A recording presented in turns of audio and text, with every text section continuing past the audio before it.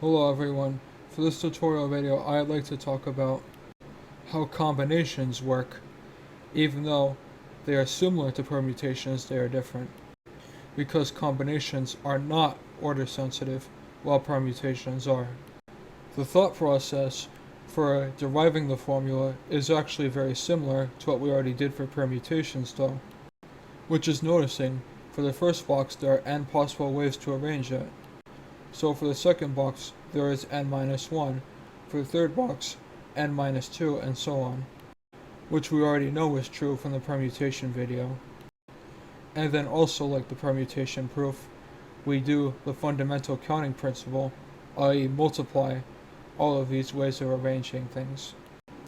But here, the differences start to show, because we can see that the total number of permutations possible is r factorial, or the number of objects in total factorial.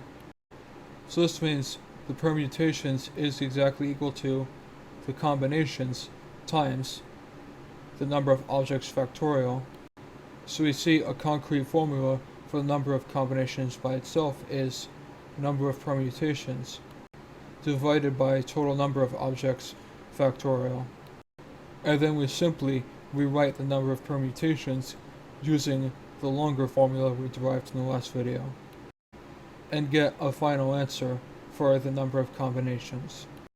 Now that we have figured out the most relevant statistics to real life, we can discontinue our studies of advanced mathematics, because we have exhaustively gone over every type of advanced math related to real life, in addition to game design.